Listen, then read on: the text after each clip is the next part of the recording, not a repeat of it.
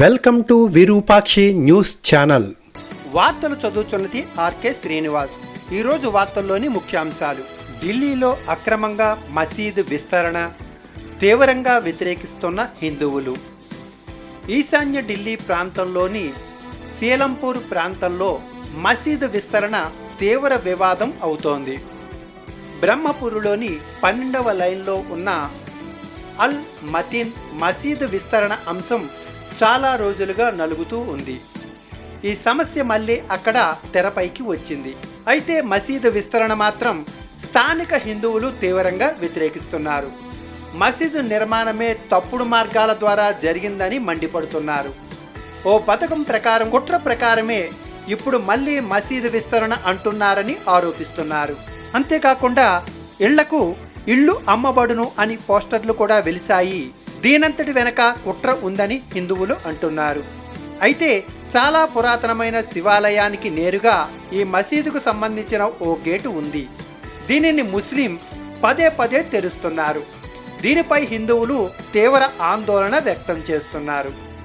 ఈ మసీదు విస్తరణకు కానీ అభివృద్ధికి కానీ విదేశాల నుంచి ధనం వస్తోందని, నల్లధనాన్ని కూడా వాడుతున్నారని హిందువులు సంచలన ఆరోపణలకు దిగుతున్నారు.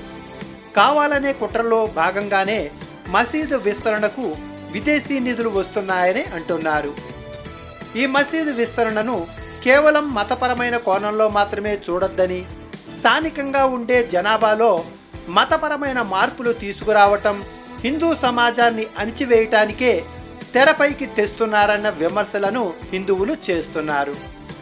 మసీదు నిర్మాణం ప్రారంభమైన సమయంలో హిందువులు తీవ్ర నిరసన వ్యక్తం చేశారు. ఉద్రిక్తతలు కూడా జరిగాయి.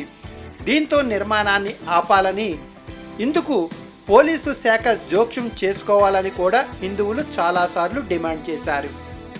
అయినా ఎవ్వరూ పట్టించుకోలేదు.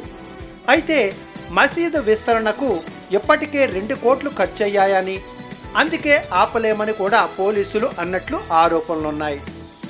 అయితే మొదట్లో హిందువులు ఫిర్యాదులు చేయడంతో నిర్మాణాన్ని పోలీసు శాఖ నిలిపివేసింది.